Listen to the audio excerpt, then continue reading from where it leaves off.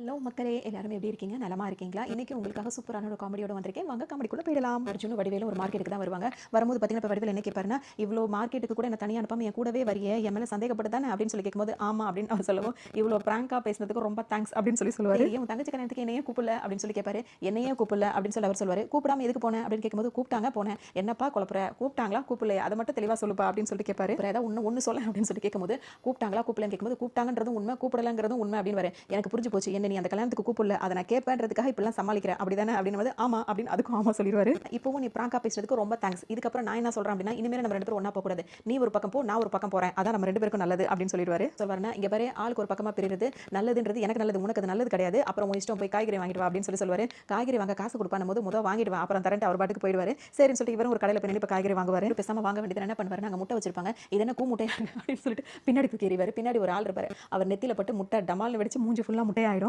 சரி தக்காளியாவது பாப்போம், தக்காளியை தூக்குவாரு. அழுகின தக்காளியை வச்சிருக்க அப்படின்ட்டு பிதுக்கி அதை பின்னாடி தூக்கி எறிவாரு. பாரு, என்னையா இது, முட்டைக்கோசை வைக்க சொன்னா பிஞ்சு கோசை வச்சிருக்க அப்படின்ட்டு அதையும் தூக்கி கரெக்டா, ஆனா முன்னாடி குறிப்பா தடிச்ச கூட போவார்.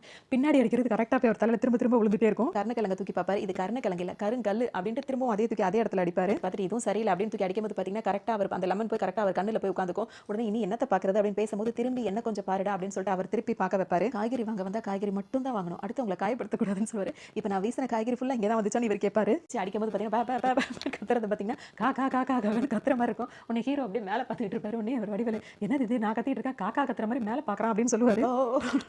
இவர் கழுத்து நெரிக்கிறதுக்கு அந்த சவுண்ட் வந்து லொல் லொல் லொல் லொல்ன்ற மாதிரி இருக்கும். உடனே அவர் ஃபோன் பேசிட்டு பறிக்கிற ஏதோ நாய் குலைக்கிற சத்தம் அதிகமா இருக்கு, நான் வெளியே வந்து பேசுறேன்னு சொல்லிட்டு அந்த பக்கம் போயிடுவாரு. ஆரம்பிக்க வேண்டியதானே அப்படின்னு சொல்லி கேட்பாரு. இவர் பலார் பலார் கண்ணத்துல நாலு அரஞ்சு குனிய வச்சு நல்லா குத்து குத்துன்னு குத்திட்டு தூக்கி தோல்ல போட்டுப்பாரு. ஏதோ துண்ட தோல்ல போடுற மாதிரி போட்டு தூக்கிட்டு போறானே அப்படின்னு நினைச்சிட்டே இருப்பாரு. ஒரு பக்கமா கூட்டிட்டு வருவாரு. அங்க துணி எல்லாம் காய போட்டு வச்சிருப்பாங்க. இது எந்த ஏரியா அப்படின்னு சொல்லி கேட்பாரு. ஏன் ஏரியாடா அப்படின்னு சொல்லிட்டு ஒரு ட்ரம்முக்குள்ள அவர் இறக்குவாரு. அது ஃபுல்லா தண்ணியா இருக்கும். என்னையா ட்ரம்முக்குள்ள இறக்குறேன்டா, பேசக்கூடாது அப்படின்னு மிரட்டுவாரு. தலையை பிடிச்சி ட்ரம்முக்குள்ள முக்கி முக்கி எடுப்பாரு. என்ன பண்றேன்னு கேட்பாரு. ஷூ பேசக்கூடாதுன்னு சொல்லிட்டு அவர் தொப்பு தொப்புன்னு அடிப்பாரு. அதாவது என்னைய துவைக்கிற அப்படின்னு கேட்பாரு. அவருக்கு கோவம் அடங்காத நல்லா அடிச்சு முடிச்சு துவைச்சிட்டு அப்படியே ஒரு கொடியில தூக்கி அவரை போட்டு 2 கிளிப்பை மாட்டி விட்டுருவாரு. அதோட என்ன சொல்லுவாரு, என்னடா இது புது மாதிரியா அடிக்கிறீங்க, காஞ்ச உடனே சொல்ற வந்து அயன் பண்ணிட்டு போங்க அப்படின்னு புலம்பிட்டு இருப்பாரு. வர வழியில பாத்தீங்கன்னா வந்து நில் கவனி செல் அப்படின்னு சொல்லிட்டு போர்டு போட்டுருக்கும். உடனே ஒரு இடத்துல நிப்பாரு. இது நின்னாச்சு, கவனிச்சாச்சு, சென்றாச்சு அப்படின்னு சொல்லிட்டு போவாரு. ஆப்போசிட்ல ஒரு பொண்ணு வரும். பொண்ணை பார்த்தோன்னே கண்ணடிப்பாரு. கண்ணடிச்சோன்னே என்ன கண்ணடிக்கிற அப்படின்னு சொல்லி கேட்கும்போது பாத்தீங்கன்னா, இங்க பாரு ஆட்டோல என்ன எழுதி கேட்கும்போது திரும்பும் முன் சிக்னல் செய்யவும் போட்டிருக்கு, அதான் திரும்ப போறேன், அதான் சிக்னல் பண்ணு அப்படின்னு சொல்லிட்டு சொல்லுவாரு. பலார்னு ஒரு அரைவாங்க. உடனே இவர் பேசுறதுக்குலாம் அரை வந்துட்டே இருக்கும். என்ன இப்படி அடிக்கடி தொடர்ந்து அடிக்கிறேன்னா என்ன அர்த்தம், உனக்கு என்ன ரொம்ப பிடிச்சிருக்குன்னு அர்த்தம், நீ என்ன தொட நினைச்சாலும் என்ன தொட முடியாது அப்படின்னு. ஏன்னா எனக்கு இப்போ விருப்பம் கிடையாது. அப்படி உனக்கு அதிகமாக விருப்பம் இருந்ததுன்னா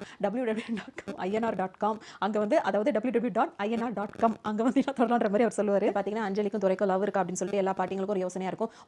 உங்களோட யோசனை எல்லாம் நான் வந்து கிளியர் பண்றேன் அப்படின்னு சொல்லிட்டு வெண்ணராடை முத்திருக்காருல, அவர் சொல்லிட்டு ஒரு லேப்டாப்பை கூட்டு வந்து, ஏன்னா அவங்க 2 பேர் நடிக்கிறாங்களோ டவுட் இருக்குன்னு சொல்லுவாரு. உடனே லேப்டாப்பை கூப்பிட்டு ஆன் பண்ணி பார்க்கும்போது பாத்தீங்கன்னா இது கொஞ்சம் ஜூம் பண்ணு ஒரு பாட்டி சொல்லுவாங்க. இவர் ஒரு மாதிரி அசந்து போயிருவாரு. நானும் விஷுவல் கம்யூனிகேஷன் படிச்சிருக்கேன் அப்படின்னு சொல்லிட்டு அவங்க சொல்லுவாங்க. அதோட இப்போ அந்த அஞ்சலி வருவாங்க. என்னோட அனுமதி இல்லாம எதுக்கு என் லேப்டாப்லாம் எடுக்கிறீங்கன்னு அவங்க புடிங்கிட்டு போயிடுவாங்க. கொஞ்ச நேரத்தில் ஒரு லெமனை தூக்கிட்டு வந்துட்டு இருப்பாரு. அப்ப வடிவேல் ஆப்போசிட்ல வரும்போது பாத்தீங்கன்னா ஒரு மாதிரி குடுக்குற மாதிரி வந்து குடுக்காம லுடுக்கு லுடுக்குன்னு நடந்துட்டு இருப்பாரு. ஒண்ணு கூடு இல்ல போ, அது என்ன எப்படி பண்றானோ அது என்னோட லாங்குவேஜ் அப்படிதான், என் பாடி லாங்குவேஜ் அப்படிதான் அப்படின்ற மாதிரி அவர் சொல்லுவாரு. அது மட்டும் இல்லாம உன்கிட்ட ஒரு ஹெல்ப் கேட்கணும்னு என்னன்னு இப்ப கேட்கும்போது, இங்க அஞ்சலின்னு ஒரு பொண்ணு சூப்பர் ஃபிகர் சுத்திட்டு இருக்கே, அது எனக்கு கொஞ்சம் செட் பண்ணி விடுறியா அப்படின்ற மாதிரி கேட்பாரு. உன் பொண்ணு கேட்ட மாதிரி இவ்வளவு கோபப்படுற, இங்க பார் நீ எனக்கு அவளை செட் பண்ணி விட்டீனா உன் வயசுக்கு ஏற்ற மாதிரி ஒரு பொண்ணை நான் உனக்கு செட் பண்ணி விடுறேன் அப்படின்ற மாதிரி சொல்லுவாரு. தாங்க முடியாது. உடனே இந்த தட்டை பொடின்னு சொல்லுவாரு. அவர் பிடிச்சிப்பாரு. நல்லா தூக்கி பொடினு தூக்கி பிடிச்சிப்பாரு. உடனே என்ன பண்ணுவாருன்னா முன்னாடியும் பின்னாடி அதுவும் வயிறுலையும் முதலையும் மாத்தி மாத்தி குத்துவாரு. நல்லா குத்திட்டு நல்லா ஞாபகம் வச்சுக்க, இந்த வேலை என்கிட்ட வச்சுக்காதுன்னு சொல்லுவாரு. அதோட பாத்தீங்கன்னா இப்ப வடிவேல் என்ன கேட்பாரு, உனக்கு கை ஒண்ணு வேலை செய்யாம இருந்துச்சு உடனே லெஃப்ட் ஹேண்ட் தூக்கி வச்சுப்பாரு. ஆமா அப்படின்னு சொல்லிட்டு, இந்த கையிலயா வேலை செய்யாம இருந்தது, எல்லாம் எனக்கு தெரியும் போயா அப்படின்ட்டு கையை ரைட் ஹேண்ட் மாத்தி வச்சுப்பாரு. நேரம் மட்டும் எல்லாமே நல்லா வேலை செய்யுதுன்னு சொல்லிட்டே இருப்பாரு. அதோட ஒரு கூட்டமே ஓடி வருவாங்க. எல்லாரும் ஸ்வீட்லாம் கொடுக்கும்போது என்னன்னு கேட்கும்போது பாத்தீங்கன்னா அஞ்சலி அவர் லவ் வந்து ஒத்துக்கிட்டான்னு சொன்னா அவர் ஸ்வீட் எடுத்து சாப்பிடுவாரு.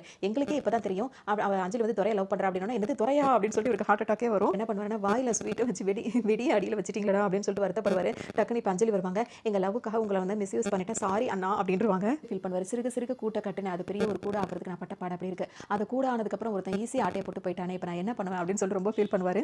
ஹீரோ வருவாரு. ஹாய் ஐயனார் அப்படின்னு சொல்லிட்டு வந்து உட்காருவாரு. இவர் ஏஞ்சி போவாரு.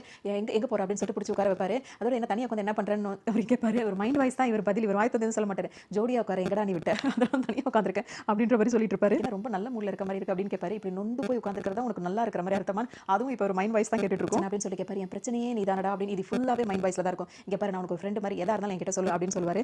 நீயாடா நண்பன், நீ நண்பனே கிடையாதுடா, கை கெட்டதை வாய் கேட்டாம பண்ண துரோகிடா நீ, துரோகி துரோகி துரோகி. 4 பக்கம் தலைமட்டம் அசைம தவிர வாயில இருந்து வார்த்தை வரவே வராது. மனசுல உள்ளதை ஃபுல்லா வாயில விட்டு கக்கீர தொண்டை வரைக்கும் வருது, ஏன் வெளியே வர மாட்டேங்குது, இப்படியே இருந்தா அது புடுங்கி தள்ளிரும் அப்படின்னு. இது புடுங்கி தள்ளிருமா, எதா இருந்தாலும் ஓப்பனா சொல்லுன்னு சொல்லுவாரு. சரி நீ கேட்கறதுக்காக நான் ஓப்பன் பண்றேன் வாயை திறப்பாரு.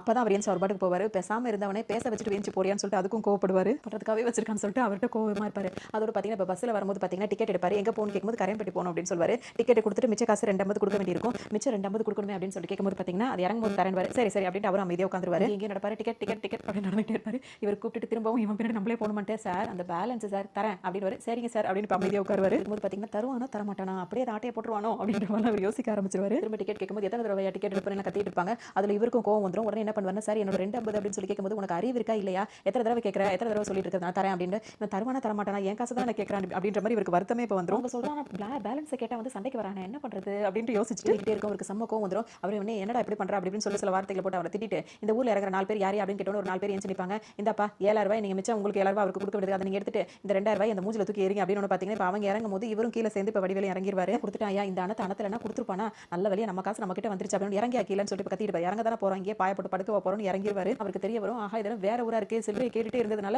2 ஊருக்கு முன்னாடி இறக்கி விட்டானா அப்படின்ற மாதிரி யோசிச்சுட்டு இப்போ போவாரு. இப்போ அந்த 4 பேர்கிட்ட போய் அந்த பேலன்ஸ் வாங்கணும். வந்து உங்க காசை வாங்கிட்டு போங்க சார் அப்படின்ற மாதிரி கூப்பிடுவாங்க. அங்கே போனால் அவங்க 4 பேருமே ட்ரிங்க்ஸ் பண்ண போயிருவாங்க. ஐயோ இதெல்லாம் வேற மாதிரி இருக்கும் போலயே பூனை வாழை விட்டுட்டு புலி வாழை பிடிச்சிட்டோம் அப்படின்ற மாதிரி யோசிப்பாரு. பத்து உனக்கு எவ்வளோ தரணும்னு கேட்கும்போது பார்த்தீங்கன்னா 250 அப்படின்னு சொல்லுவாரு. மாப்பிள்ளை நீ கேளுன்னு அப்படியே ஒருத்தரா கேட்கும்போது 250 சொல்லிட்டே இருப்பாரு. அப்போ நாங்கள் 4 பேர் சேர்ந்து 250 கொடுத்து மொத்தமாக சேர்த்து உனக்கு 10 ரூபா கொடுக்கணுமான்ற மாதிரி கேட்பாங்க. அப்படிலாம் இல்லைங்க என்னோட காசு 250 கொடுத்தா போதும்னு சொல்லுவாரு. எங்களை ஏமாத்த பார்க்குறேன்னு சொல்லிட்டு எல்லாரும் மாறி மாறி அடிக்க ஆரம்பிச்சிருவாங்க. அப்புறம் திரும்ப ஃபர்ஸ்ட்ல இருந்து அவங்க சொன்னதையே திரும்ப திரும்ப கேட்டுக்கிட்டே இருப்பாங்க. இதே மாதிரி தான் 2-3 ரவுண்ட் போனவனே இவருக்கு முடிஞ்சு போச்சு அப்படின்றது தெரிஞ்சிடும். பஸ்ல ஏறி உட்காரும்போது பார்த்தீங்கன்னா அப்பாடா ஒரு ஜன்னல் பக்கமாக வந்து உட்காந்தாச்சுன்னு சொல்லிட்டு உட்காருவாரு. முன்னாடி உட்காந்துருக்கவர் கிட்ட வந்து மதுரமல்லின்னு சொல்லிட்டு ஒருத்தர் விட்டுட்டே வருவாரு. மல்லி வேணுமான்னு கேட்கும்போது அவர் ஃபர்ஸ்ட் வந்து வேணான்னு சொல்லுவார். நல்ல வாசமா இருக்கும் சார் அப்படின்னு பார்த்தீங்கன்னா வாங்கி மூந்து பார்ப்பாரு. வாசமே இல்லை எனக்கு வேணான்னு திரும்ப கொடுக்கும்போது பார்த்தீங்கன்னா மூந்து பார்த்தா வாசம் எல்லாம் போயிடுமே. அதுக்கப்புறம் இதை யார் வாங்குவா இப்போ நீ மட்டும் இதை வாங்கல உள்ள ஏறி வந்து மூக்கையை உடச்சிருவேன் அப்படின்னு மிரட்டுவாரு.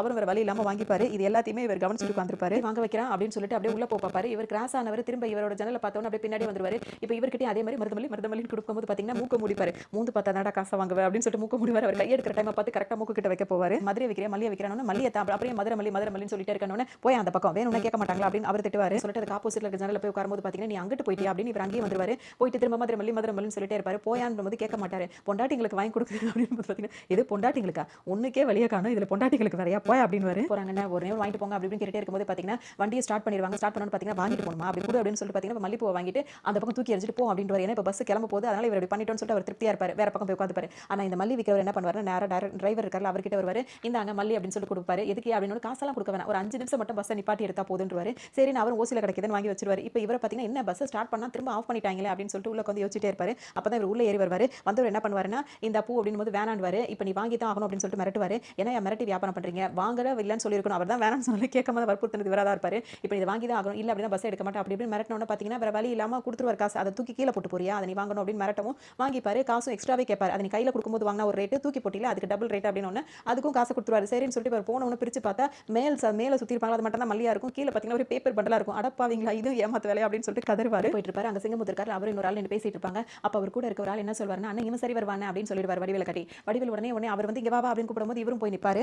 இவர் ஏற இறங்க பாப்பாரு. இவன் சரி வர மாட்டான் அப்படின்னு வர இவன் சரி வருவானே இவன் சரி வர வாய்ப்பே இல்லைன்னு சொல்லிட்டு அவர் சொல்லுவாரு. என்ன நம்மள வச்சு பேசிட்டு இருக்காங்க அப்படின்னு சொல்லிட்டு இவர் யோசிப்பாரு. பேசிருக்க மாட்டேன் நான் தான் சொல்றேன்டா இவன் சரியா வர மாட்டான் அப்படின்னு சொல்லிட்டு அவங்க 2 பேருக்குள்ள சண்டை வந்துரும். என்ன பேசிட்டே இருந்தவன் திடீர்னு கோபப்பட ஆரம்பிச்சிட்டான் அப்படின்னு சொல்லிட்டு இவருக்கு யோசனை வந்து அவர் போட்டு அடிக்கவே ஆரம்பிச்சோம். நீ சரியா வருவியாடா அப்படின்னு சொல்லிட்டு அடிக்க ஆரம்பிச்சான். எதுக்கு என்னை போட்டு அடிக்கிறீங்கன்னு கேட்கும்போது பாத்தீங்கன்னா உன்னை நான் சரியா வராதுன்ற இவன் வருதுங்கிறான் அப்படின்னு போது பாத்தீங்கன்னா அப்பவும் அந்த கூட இருக்கார்ல ஒத்துக்க மாட்டார். இவன் தான் சரியா வருவான் அவர் சொல்வார். இவன் வர மாட்டான்னு சொல்லிட்டு அவர் வலுக்கட்டாயமா சொல்லிடுவாரு. அவர் குனிய வச்சு குத்திட்டு இருக்கும்போது பாத்தீங்கன்னா எதுக்கு சரி வர மாட்டேன்னு சொல்லிட்டு அடி அப்படின்னு சொல்லும்போது பாத்தீங்கன்னா அதை நான் உங்ககிட்ட சொல்லணுமா நீ சரி வர மாட்டேன் அப்படின்னு சொல்லிட்டு போட்டு அடி விழும். கேட்கும்போது பாத்தீங்கன்னா சொல்லவே மாட்டேன் போறியா இல்லையான்னு சொல்லி மிரட்டவும் அங்கிருந்து போயிட்டு எதுக்கு நான் சரி வர மாட்டேன் நான் அப்படின்னு யோசிச்சிட்டே இருப்பாரு. அடுத்த சீன்ல பாத்தீங்கன்னா இப்ப பேக் எல்லாம் மாட்டிட்டு இப்ப அவர் வீட்டுக்கே வந்திருப்பாரு. வந்துட்டு அண்ணன் சொல்லிட்டு வாசல்ல நின்று கூப்பிடுவாரு. அவங்க என்ன இந்த பக்கம் அப்படின்னு சொல்லி கேட்கும்போது இல்ல மெட்ராஸ்க்கு போறேன் அதான் அண்ணனை பார்த்து ஒரு டவுட்டை கிளியர் பண்ணிட்டு போலான்னு பாத்தீங்கன்னா அவரும் வந்து என்ன இந்த பக்கம் கேட்பாரு. அவர்கிட்ட இதே மாதிரி சொல்லுவாரு. நல்லபடியா பொழப்பு அந்த வேலையெல்லாம் பாருங்க நம்ம பையலா இருக்கீங்க நல்லா வாங்க அப்படின்னு சொல்லுவாரு. சரி போறதுக்கு முன்னாடி ஒரே ஒரு சந்தேகம் வர என்னப்பான்னு கேட்கும்போது அன்னைக்கு எனக்கு ஏதோ ஒரு விஷயத்துக்கு நான் சரிப்பட்டு வர மாட்டேன்னு சொன்னீங்களே அது எதுக்கு அப்படின்னு சொல்லி ஒரு கேட்பாரு. அன்னைக்கே சொன்னல நீ வந்து அந்த விஷயத்துக்கு சரிப்பட்டு வர மாட்டேன் திரும்ப எதுக்கு அந்த பக்கம் வந்தேன்னு சொல்லி கேட்பாரு.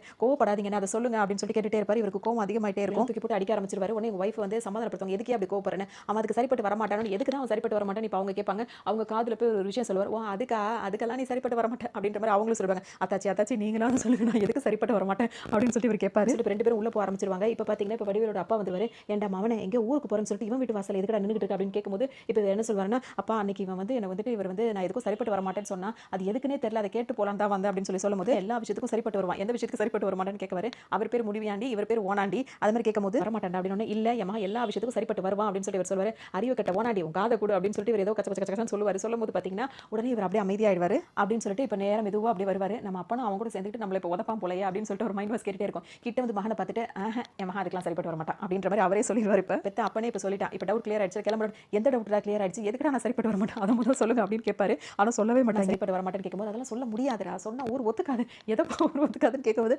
சுத்தமாக அதை பற்றி சொல்லவே மாட்டாங்க. இல்லையா மாறி மாறி திட்டவும் இவருக்கு ஒரு வழியே இருக்காது. ஒரு பெரிய மனுஷன் சொல்லிட்டு கிளம்புடா அப்படின்னு பார்த்தீங்கன்னா கிளம்புவார். வர வழியில் அழுதுட்டே வருவார். எப்பெல்லாம் அடிச்சாலும் இதுக்கு தான் அடிக்கிறோன்னு காரணம் சொல்லிட்டு அடிப்பாங்க. அது மனசுக்கு கொஞ்சம் ஆறுதலாக இருக்கும். இப்போ எதுக்கு நான் சரிப்பட்டு வருவேன்னு சொல்லாமலே அடிக்கிறாங்களே, மனசெல்லாம் உறுத்துமே அப்படின்னு சொல்லிட்டு அழுதுகிட்டே அப்படியே கிளம்பிடுவார்.